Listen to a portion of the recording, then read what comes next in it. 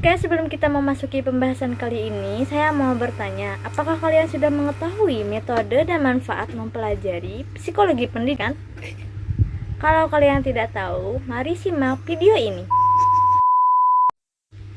Oke, kita memasuki pembahasan yang pertama, yaitu metode mempelajari psikologi pendidikan. Metode mempelajari psikologi pendidikan ini terdapat 9 metode. Yang pertama yaitu metode observasi. Yang kedua yaitu metode observasi naturalistik. Yang ketiga yaitu metode eksperimen. Yang keempat yaitu metode tes. Yang kelima yaitu metode kuesioner. Yang keenam yaitu metode interview. Yang ketujuh metode studi kasus. Yang kedelapan yaitu metode penyelidikan klinis, dan yang terakhir yaitu metode sosiometris. Oke, di sini kita memasuki metode yang pertama, yaitu metode observasi. Apa sih itu metode observasi? Metode observasi yaitu teknik pengumpulan data yang dilakukan melalui sesuatu pengamatan dengan disertai pencatatan terhadap keadaan dan perilaku objek sasaran atau perilaku pendidik. Oke, kita memasuki metode yang kedua, yaitu metode observasi naturalistik. Metode ini sama halnya seperti observasi biasa, tetapi hanya saja ditambahkan beberapa pertanyaan dalam teknik pengumpulan datanya. Metode yang ketiga yaitu metode eksperimen. Metode eksperimen ini sama halnya seperti suatu percobaan. Metode eksperimen yaitu pemberian kesempatan kepada anak didik per orang atau kelompok untuk dilatih melakukan suatu proses atau percobaan. Contohnya, pada pembelajaran kimia, di mana seorang guru memberikan kesempatan kepada murid-muridnya untuk melakukan eksperimen tentang zat-zat kimia di laboratorium. Metode yang keempat yaitu metode tes. Metode ini hampir sama halnya seperti metode eksperimen, tetapi terdapat beberapa tambahan tes di dalamnya, seperti tes inteligensi, tes sikap, tes situasi, tes kecepatan reaksi, tes hasil belajar, dan lain sebagainya. Metode yang kelima yaitu metode kuesioner. Metode kuesioner ini disebut dua sebutan. Yang pertama yaitu metode surat menyurat atau mail survey. Yang kedua yaitu metode angket atau inquiry. Untuk sebutan metode kuesioner yang pertama atau mail survey, yaitu sebab pelaksanaan penyebaran dan pengambilan data sering dikirimkan ke dan dari responden menggunakan jasa pos. Sedangkan untuk sebutan yang kedua yaitu metode angket atau inquiry, berupa daftar yang memuat responden untuk dikerjakan atau dijawab. Biasanya jawaban dalam angket sudah tersedia, sehingga responden atau subjek tinggal memilih jawaban atau memberi tambahan jawaban manakala jawaban yang sudah tersedia kurang memenuhi jawaban. Untuk memperoleh data yang diharapkan dalam menggunakan metode ini, maka para peneliti harus melakukan uji coba atau tryout kepada sejumlah orang tertentu yang memiliki latar belakang dan karakteristik yang sama dengan calon responden. Bismillahirrahmanirrahim. Perkenalkan, sebelumnya nama saya Halimah. Di sini saya akan melanjutkan pembacaan materi dari teman saya Aida yang membacakan tentang metode psikologi dalam pendidikan. Yang keenam, metode interview. Metode ini hampir ada kesamaannya dengan metode kuesioner, yaitu sama-sama memberi beberapa pertanyaan kepada subjek atau responden. Hanya saja perbedaannya, interview digunakan untuk mencari data dengan menggunakan wawancara atau dialog secara lisan.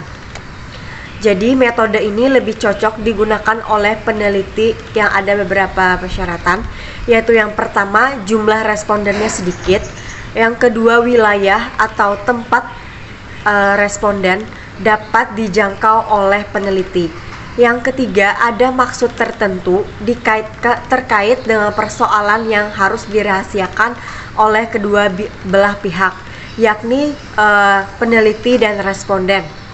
Kemudian yang keempat, adanya hubungan personal antara peneliti dan responden sehingga data tersebut akan diperoleh secara objektif. Metode yang ketujuh yakni metode studi kasus. Metode studi kasus atau disebut juga dengan case study merupakan sebuah metode penelitian yang digunakan untuk memperoleh gambaran yang rinci secara aspek-aspek psikologi peserta didik atau sekelompok masyarakat kecil. Nah, metode ini digunakan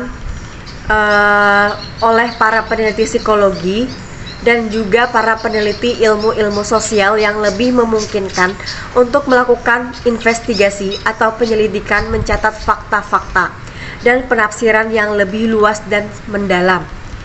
Metode yang kedelapan yaitu metode penyelidikan klinis. Apa sih metode penyelidikan klinis ini? Metode penyelidikan ini juga disebut dengan clinical method yang hanya dimanfaatkan oleh para ahli psikologi klinis atau psikiater. Nah, jadi dalam penggunaan metode ini harus melalui prosedur diagnosa dan pengolahan penyakit kelainan jiwa. Juga cara perlakuan pemulihan terhadap kelainan jiwa tersebut perlu diperhatikan oleh para peneliti dalam menggunakan metode ini.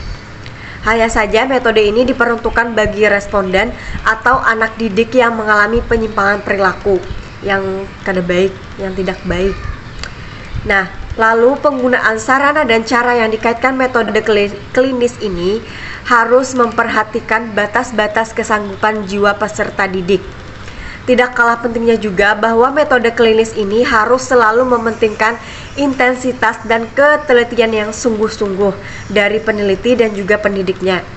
Sedangkan sasaran yang ingin dicapai oleh peneliti dalam menggunakan metode klinis adalah untuk memastikan sebab-sebab timbulnya ketidaknormalan pelaku responden atau peserta didik dan lainnya sebagai objek. Metode yang terakhir yaitu metode sosiometris. Metode ini digunakan untuk mempelajari hubungan sosial peserta didik, pendidik, atau sekelompok masyarakat dalam skala kecil, sehingga dapat diketahui populer dan terisolernya salah satu dari mereka.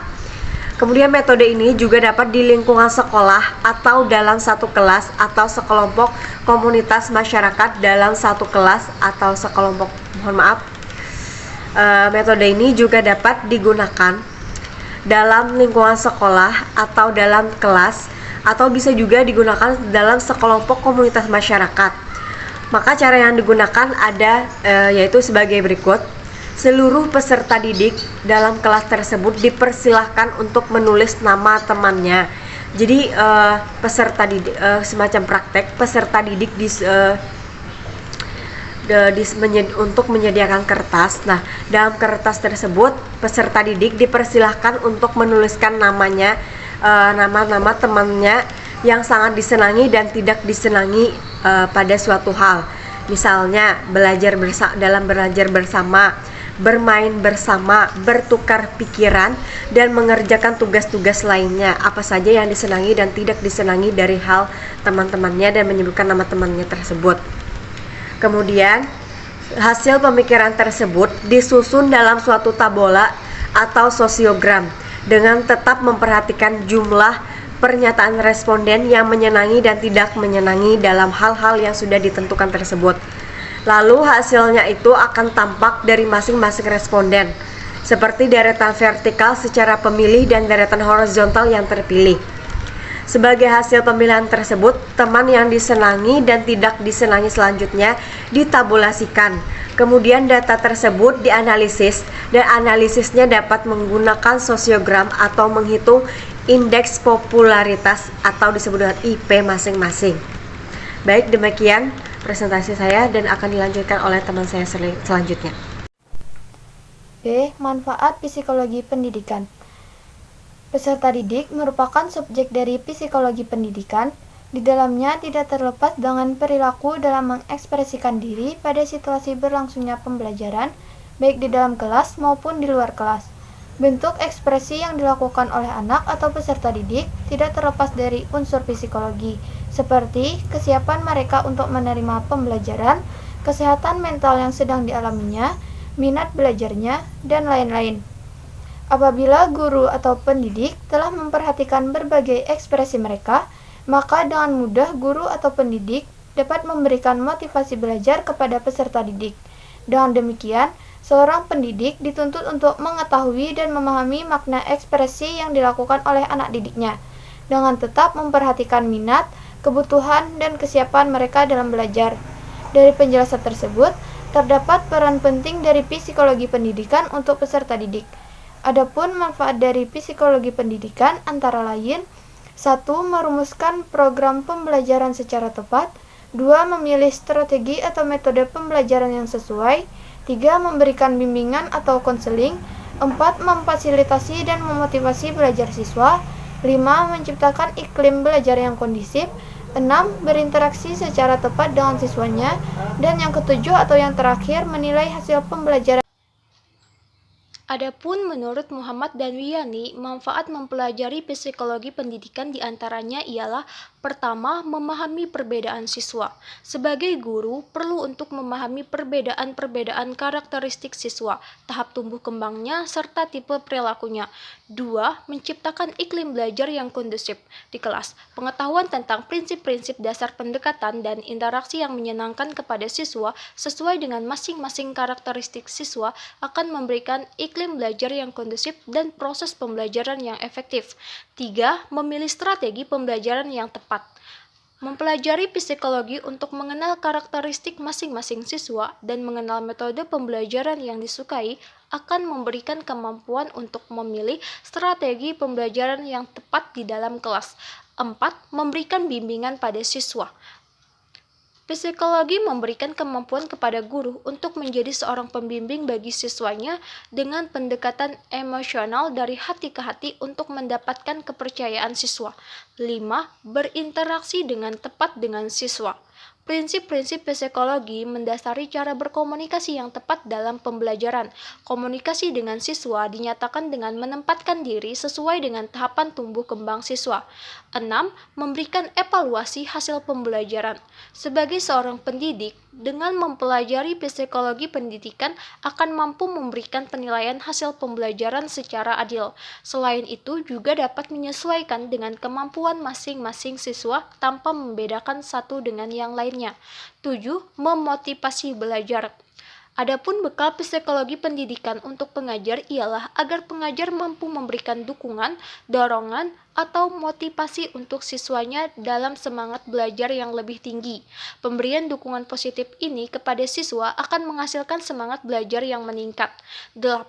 Menetapkan tujuan pembelajaran. Psikologi pendidikan membantu pengajar untuk menentukan tujuan pembelajaran terhadap perubahan perilaku seperti apa yang diinginkan sebagai hasil pembelajaran. Tujuan pembelajaran ditetapkan pada setiap materi yang akan diberikan. Oleh karena itu, tujuan pembelajaran dijadikan patokan kesesuaian hasil pembelajaran, apakah nantinya dianggap berhasil atau tidak. 9. Penggunaan media pembelajaran yang tepat.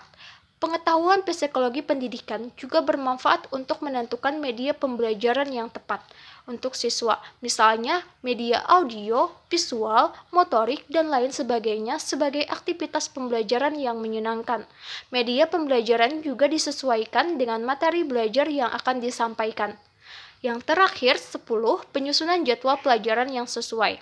Penyusunan jadwal pelajaran juga disesuaikan dengan kondisi siswa, seperti pelajaran yang butuh pemikiran lebih rumit, misalnya matematika, akan lebih baik jika diletakkan pada jam belajar pertama, saat pikiran siswa masih segar dan konsentrasinya masih maksimal.